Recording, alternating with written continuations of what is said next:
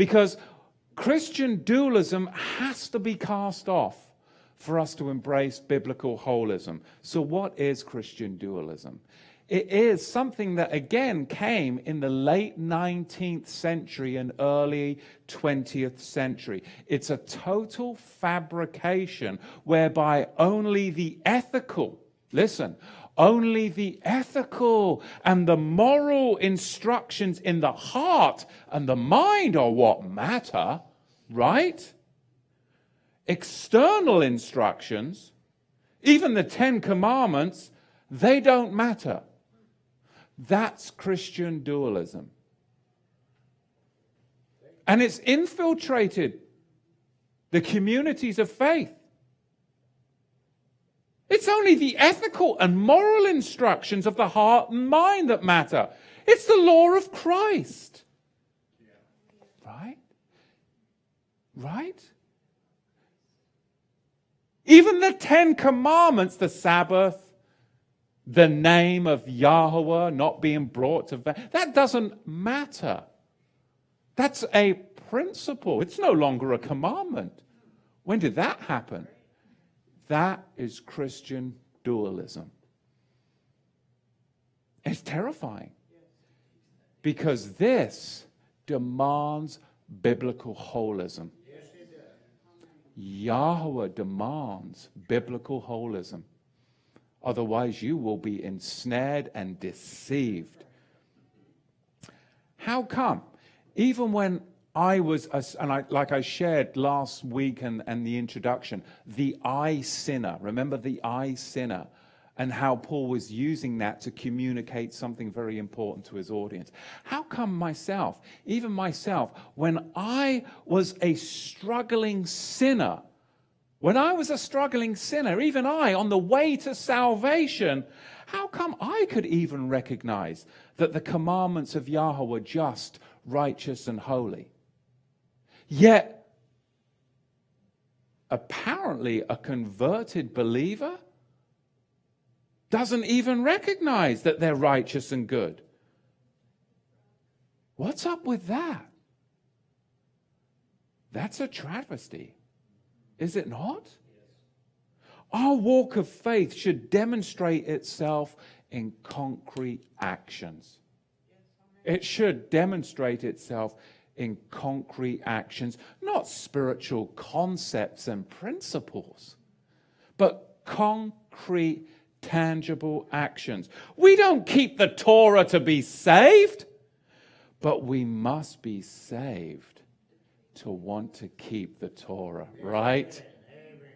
And I'm not talking about the book of the law, the outward, like the rabbis, the sages, and the Hebrew roots.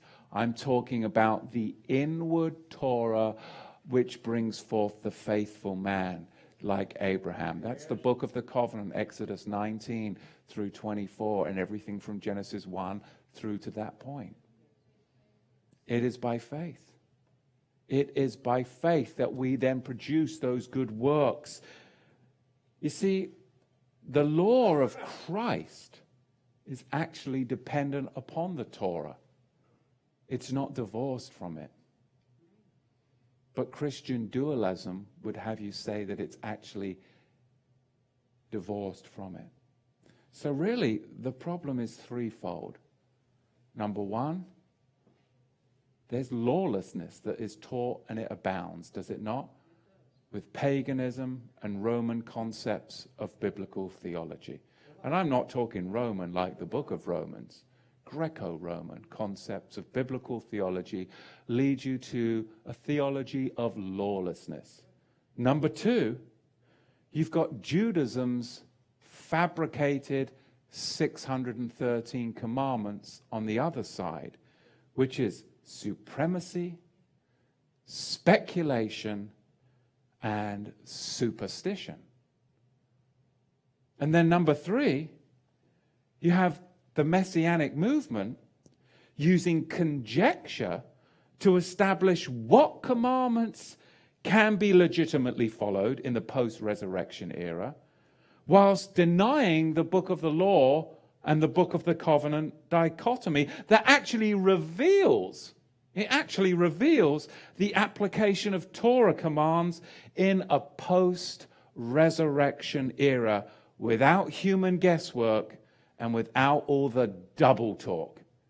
Yes, we keep the Torah, but we don't do that because we don't have a temple yet and we haven't done this. It's like, do we keep it or don't we? Where's the parameter? Well, we do, but no, we don't do that part. No. This is what put me off in religion for so many years. You've got this dualistic thought pattern. And it's all morphed up into Christian Zionism, which is a counterfeit and a fabrication in itself. So those three options just aren't good to me. Lawlessness, paganism, and a Romist theology, that ain't working. I don't want to adopt Judaism's fabricated 613 commandments either, which is all about supremacy, speculation, and superstition. But I'm certainly not going to sign up anymore, I did for a while, for conjecture based upon what?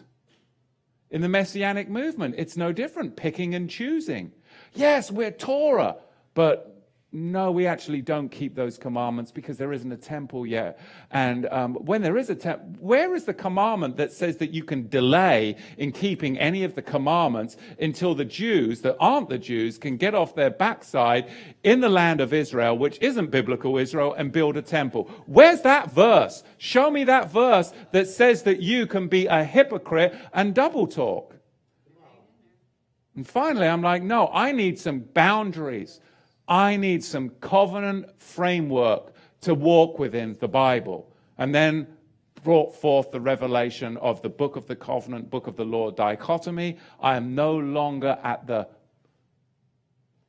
will of men. I'm at the will of the word with its clear framework. Yes, it's Torah, but it's the Torah of Abraham. This is what believers have to understand. Because the inability today, the inability of believers to rightly divide the word of Torah is astounding. Astounding to me. They're either chucking it out on one hand, or dressing up like Jews and falling for the 613 commandment fallacy, or worse, using this 19th century vassal treaty, salt covenant treaty theology, which has then been morphed into temple Zionism, which is basically leading the sheep to the slaughter at the hands of the Illuminati. It's scary. And that's all you've got. And it's all at the hands of men. And that's the scariest thing of all.